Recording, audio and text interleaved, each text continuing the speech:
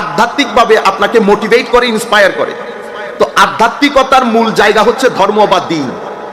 তো আপনি দিনটাকে অ্যাভয়েড করতে পারছেন না কেন? কারণ দিনটা বাইরে থেকে আসা কোনো বিষয় না, এটা আপনার ফিতরতের অংশ। কোরআনে পাকের মধ্যে একটা আয়াত আছে, ফিতরাতুল্লাহ আল্লাতী ফাতারান নাস আলাইহা। এটা আমার প্রাইমোডিয়াল নেচার। প্রাইমোডিয়াল নেচার মানে একটা এক্সাম্পল দিলে আপনারা হয়তো বুঝতে পারবেন। যেমন আমি আরেকজনের বোনকে বিয়ে করতে চাই, কিন্তু আমি নিজের বোনকে বিয়ে করতে চাই না। এটা আমি যদি জিজ্ঞেস করি এটার কোনো সাইন্টিফিক বেসিস আছে? কোনো দলিল-আদিল্লা নাই। ইভেন আপনি আকলকেও যদি বলেন, আকলও আপনাকে কোনো উত্তর করতে পারবে না। আপনার রেশনাল এবিলিটি আপনাকে স্যাটিসফ্যাক্টরি কোনো আনসার করতে পারবে না। এটার একমাত্র কারণ এটা ইনবিল্ট রিয়ালিটি, আপনার ফিতরতের অংশ। ফিতরত মানে আপনার প্রাইমোডিয়াল নেচারের অংশ।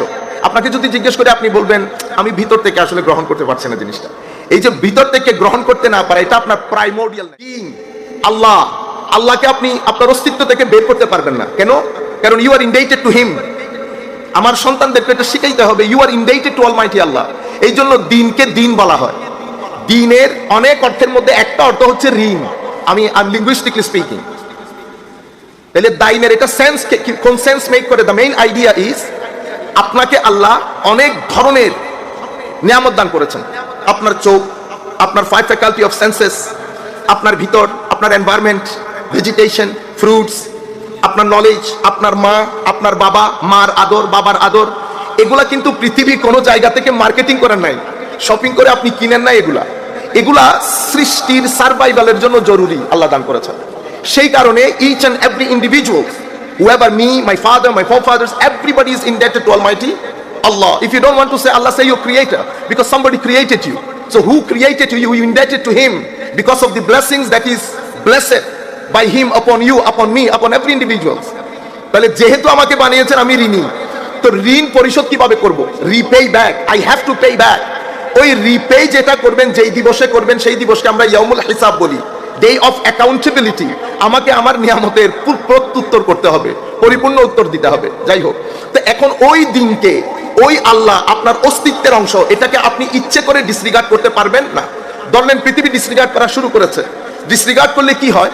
ডিসরিগার্ড করলে ধরেন ইউনিভার্সিটিতে শিক্ষা হবে, পড়ালেখা হবে, রিসার্চ হবে, কিন্তু এই শিক্ষা দিয়ে জাতির পরিবর্তন হবে না। দুই প্রকার। আমি according to the light off ইমাম গাজালিস ইনস্ট্রাকশন আমি এটাকে আরো ব্রিফলি বলছি। এক শিক্ষা হচ্ছে এটা যায় ইনফরমেশন আকারে। ফর এক্সাম্পল, আমি একটা রিসার্চ করব, রিসার্চের জন্য অনেক বইপত্র নিয়েছি। বইপত্র নিয়ে আমি আমার থিসিস অনুযায়ী, আমার মেথোডোলজি অনুযায়ী, যে মেথোডোলজি শিক্ষক আমাকে বলেছেন, আমি ওই মেথোডোলজির আলোকে রিসার্চটা করছি। অনেক ইনফরমেশন গ্যাদার করেছি।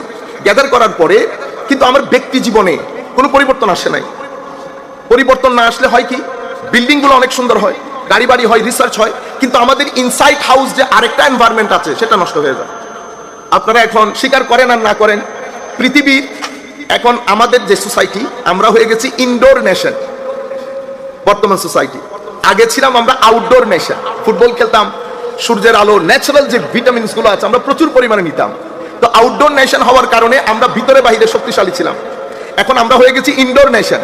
এট দ্য সেম টাইম আমরা যখন নন কর্পোরিয়াল সাইডটাকে ডিসরিগার্ড করেছি, ভিতরগতভাবে আমরা ফ্রাস্ট্রেশনে পড়ে গেছি। আপনার ভিতর শান্তি পাচ্ছে না। কারণ একটা জিনিস আমি এখন ইসলামিক্যালি বলছি আপনাকে, আপনি অন্যভাবে সাইকোলজিক্যালি বুঝতে পারেন, মানে সাইকোলজির সেন্সে আল্লাহ রাব্বুল আলামিন সবকিছু আমাকে দিয়ে দিয়েছেন, একটা নিজের হাতে রেখে দিয়েছেন, সেটা মানসিক প্রশান্তি। আমরা কিন্তু কেউ মানসিক শান্তিতে নাই।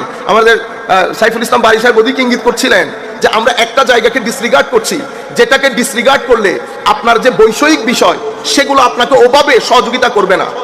মানসিক শান্তি অসম্ভব বড় প্রয়োজনীয় জিনিস, যেটাকে ডিসরিগার্ড করার কারণে, ধরেন আমেরিকান সোসাইটির মধ্যে সবকিছু আছে, দারুণ দারুণ ঘর, কিন্তু inside house frustration, depression, mental anxiety, family broken, আজীব সোসাইটি।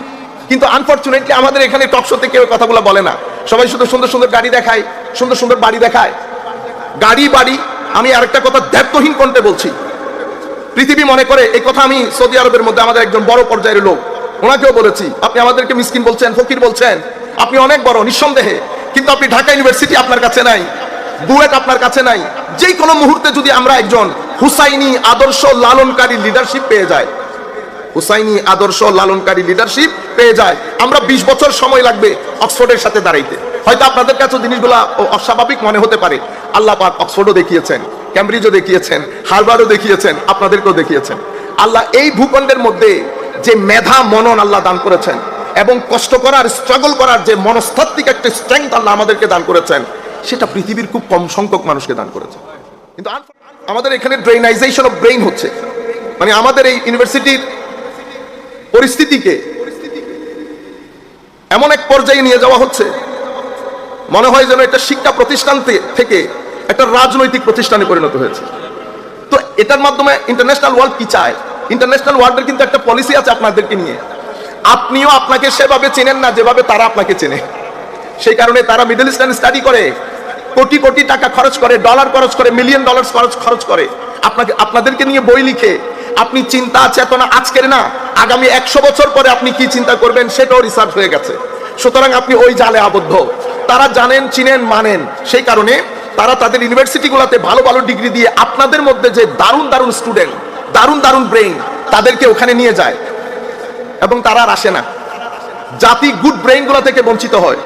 কারণ যেমন একটা প্রফেসর, একজন প্রফেসরকে যেই পরিমাণ বেতন দেওয়া দরকার সেই পরিমাণ বেতন আমরা দেই না। আপনি ক্রিকেট প্লেয়ারকে বেতন দেন। I have no problem with the cricket players, don't get me wrong, don't misunderstand me. I am saying that this is your decision, which is the main pillar of the society or state building or social justice. I'm not saying that don't evaluate cricket. Of course you do it, whatever you want to do. At Western country, they investing all their money in the footballer. The footballer getting, you know how much money they pay. Even হার্ভার্ডের প্রফেসরকে অত টাকা দেওয়া হয় না যত টাকা আপনাদের football প্লেয়ারকে দেওয়া হয়। তো আপনি ইনডাইরেক্টলি কাকে প্রমোট করছেন? আমাদের সোসাইটিতে একই ঘটনা ঘটেছে। আমরা প্রফেসরকে অত টাকা দিচ্ছি না যত টাকা ক্রিকেট প্লেয়ারকে দিচ্ছি। তো আমাদের সন্তানকে যদি জিজ্ঞেস করা হয় কি হবেন, সন্তানরা বলে ক্রিকেট প্লেয়ার হবে। কারণ সোসাইটিকে আপনি ম্যাটেরিয়াল জায়গার মধ্যে নিয়ে যাচ্ছেন। যাই হোক, আমি অন্য জায়গায় চলে যাচ্ছি। বলতে যেটা চেয়েছিলাম, এন্ড অফ 16th সেঞ্চুরির পর থেকে আল্লাহকে এবং দ্বীনকে, এটা আপনার সত্তার অংশ। এটাকে আপনি ডিসরিগার্ড করলে মানসিকভাবে অশান্ত হবেন। পৃথিবী এখন ডিপ্রেশনের রোগে রোগাক্রান্ত। পৃথিবী হেডের মধ্যে ব্যথা হলে হেডেক বলি, দাঁতে ব্যথা হলে টুথেক বলি, আর অন্তরে ব্যথা হলে এটাকে সোলেক বলি। এখন দাঁতের ব্যথারও চিকিৎসা আছে, মাথার ব্যথারও চিকিৎসা আছে, সোলের ব্যথার কোনো চিকিৎসা নাই। একমাত্র চিকিৎসা আল্লাহ, রসুল সাল্লাল্লাহু আলাইহি ওয়াসাল্লাম আর বর্তমান যুগের উলামায়ে রব্বানি। আসেন, আমার নবী সাল্লাল্লাহু আলাইহি ওয়াসাল্লাম এই লেগেসিটা, দ্য এন্ডিউরিং লেগেসি অফ কারবালা, লেগেসিটা বুঝতে হলে আমি 5 মিনিট আপনাকে হিস্টোরিওগ্রাফির দিকে নিয়ে যাই।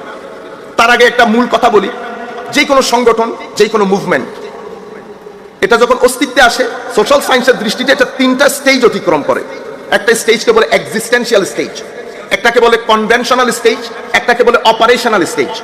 আমার নবী সাল্লাল্লাহু আলাইহি ওয়াসাল্লাম প্রথম যেদিন ডাক দিলেন যে আমি নবী, তোমাদের একজন স্রষ্টা আছে, তোমরা যার তার ইবাদত করতে পারো না, যেখানে সেখানে যেতে পারবা না, যেটা সেটা খেতে পারবা না, যেটা সেটা কিছু ডুস ডোন্টস আছে।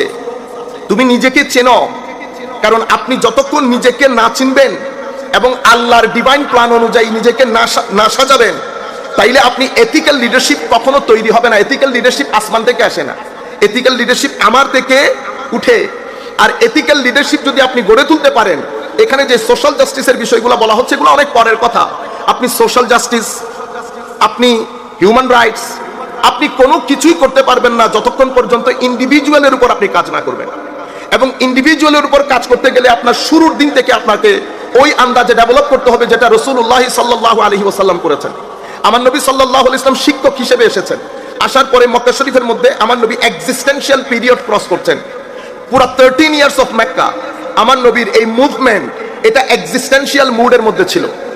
এক্সিস্টেন্সিয়াল মুডের মধ্যে আমার নবী 3টা জায়গায় চমৎকার কাজ করেছেন, যার কারণে আপনি সিভিলাইজেশনের হিস্ট্রি পড়েন, পৃথিবীর ইতিহাসে এত অল্প সময়ে অনলি উইদিন 23 ইয়ার্স পৃথিবীকে এরকম একটা গ্রিন রেভলিউশন দিয়েছেন। গ্রিনটা আমি অ্যাড করেছি, রেভলিউশন দিয়েছেন। গ্রিন রেভলিউশন এই কারণে বলছি, এখানে আমাদেরকে নিয়ে অনেক প্রপাগান্ডা হয়েছে। আমি ছেলেদেরকে বলবো, স্পেশাল ইউনিভার্সিটি স্টুডেন্টকে, আপনারা প্রপাগান্ডা নিয়ে গবেষণা করেন, একটু পড়েন। প্রপাগান্ডা মানে যেটা আমরা এখন নেগেটিভলি ইউজ করি, প্রপাগান্ডা কিন্তু এখন একটা আর্ট হয়ে গেছে। বড় বড় এজেন্সি হায়ার করা হয় প্রপাগান্ডা করার জন্য। মানে আমি রইস স্যারকে ধরেন ইউনিভার্সিটি থেকে, এখান থেকে আমি অব্যাহতি দিতে চাচ্ছি, তো পৃথিবী কি করে? সাথে সাথে করে না, পৃথিবী আগে রইস স্যারের বিরুদ্ধে একটা প্রপাগান্ডা দাঁড় করায়। প্রপাগান্ডা মানে একেবারে অসত্য অথবা 20% সত্য, এমন ভাবে উপস্থাপন করে মানুষের ব্রেইন ওয়াশ করে মানুষের একটা মাইন্ডসেট তৈরি করে।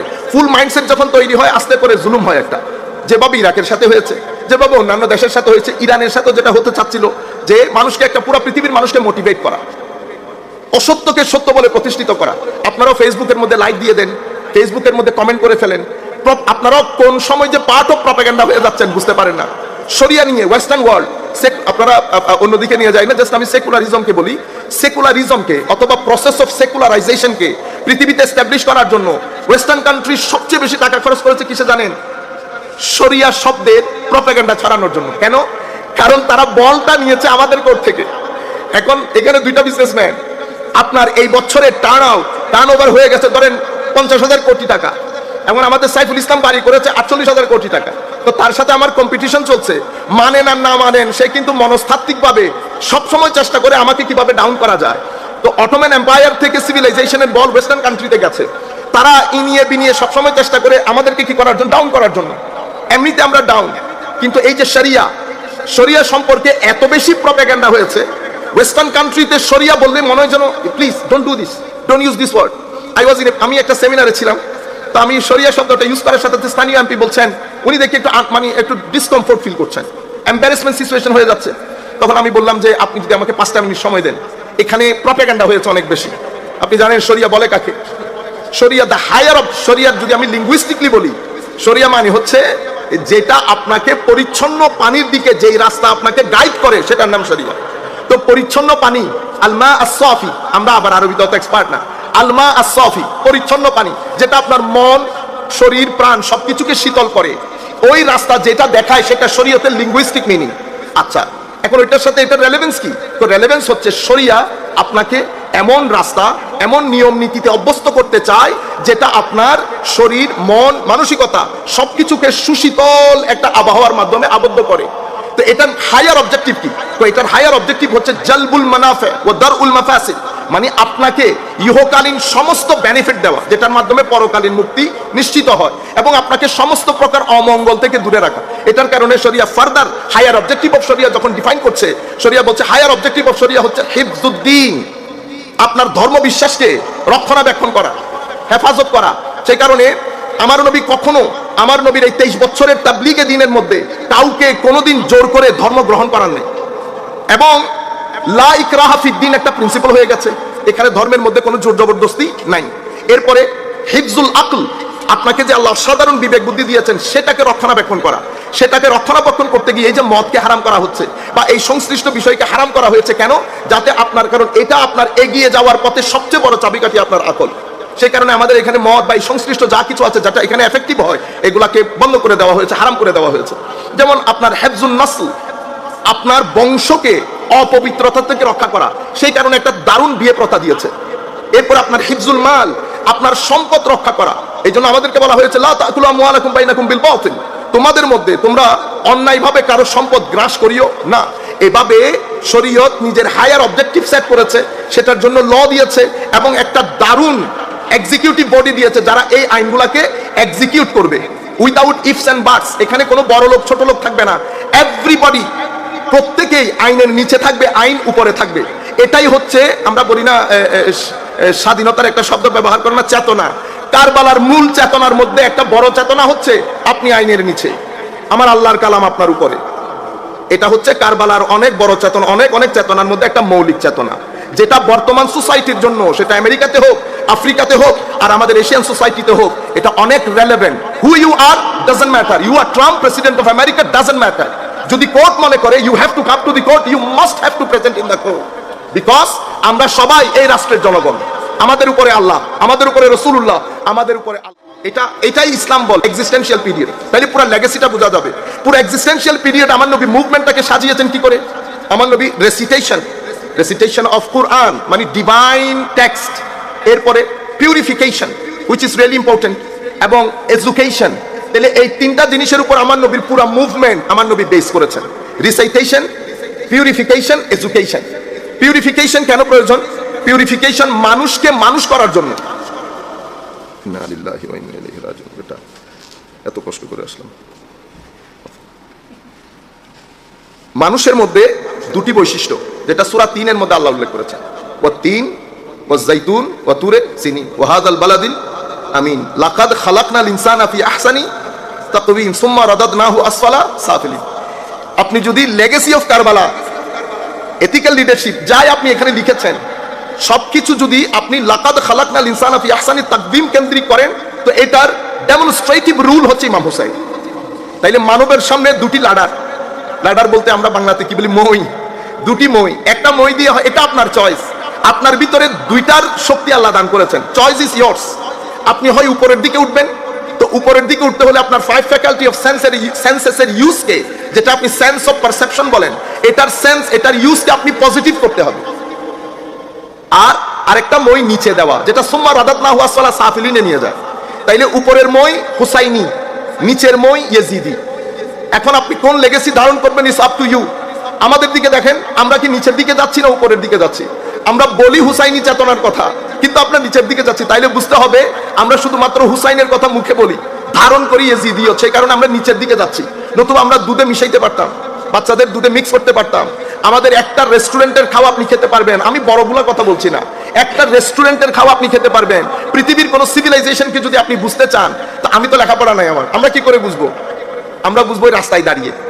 আপনি গাড়ি চলাচল দেখলে রাস্তায় বুঝতে পারবেন এদের সিভিলাইজেশনের প্যারামিটারে মিটার কোন দিকে আছে।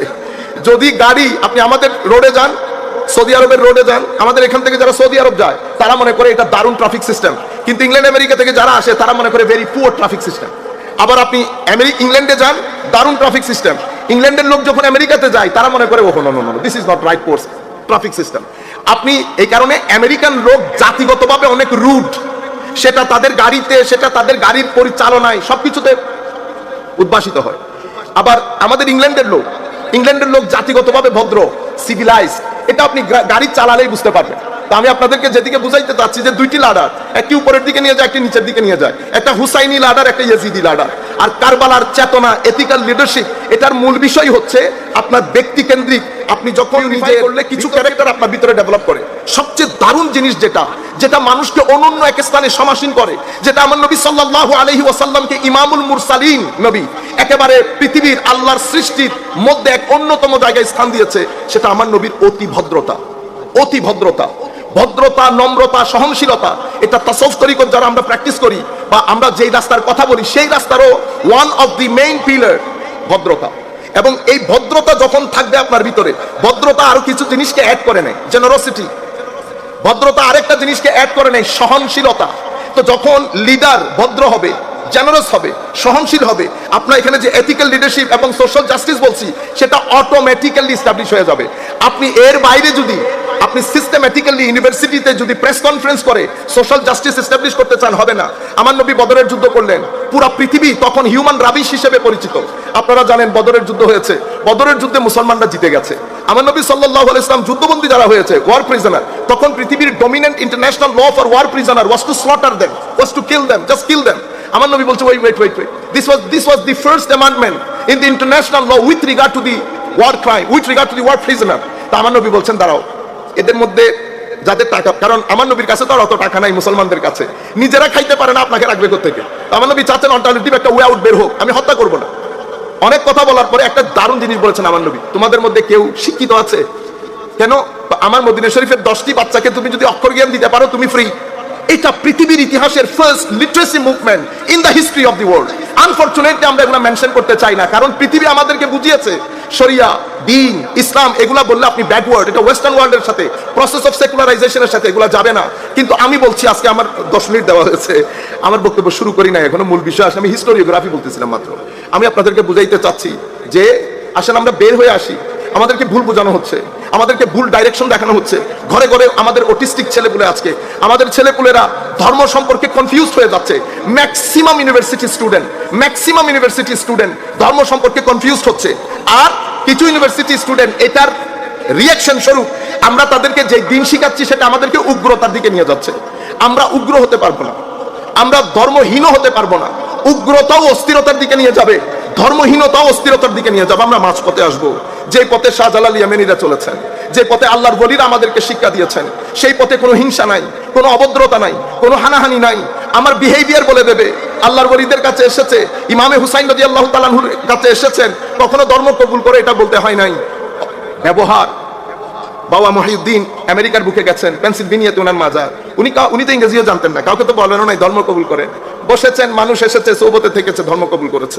আমার মূল জায়গা যেটা, আমি চাচ্ছি না যে একেবারে মানে অনেক বেশি একাডেমিক করে বক্তব্যটা রাখি, যদিও আমি ওভাবে করে এসেছিলাম। হিস্টোরিওগ্রাফি, এক্সিস্টেন্সিয়াল ফর্ম আমার নবী মক্কা শরীফে শেষ করেছেন। বাবা মহিউদ্দিন কিবলা কাবা আপনারা গুগল করলে আপনারা দেখতে পারবেন, আমেরিকান সোসাইটিতে, মেইন স্ট্রিম সোসাইটি দলে দলে ইসলাম কবুল করেছে, অথচ ব্যক্তি ইংরেজিও বলতে জানতেন না। যাই হোক, এক্সিস্টেন্সিয়াল ফর্ম আমার নবী শেষ করেছেন। এই এক্সিস্টেন্সিয়াল ফর্মে আমার নবী প্রেজেন্টেশন যেটা দিয়েছেন, হাইলি প্র্যাগম্যাটিক, সিস্টেম্যাটিক, অনেক সায়েন্টিফিক, অনেক রেশনাল ওয়েতে। এবং আমার নবীর এই সব কিছুর মূল ছিল মাহাব্বা, প্রেম, মানুষের প্রতি প্রেম।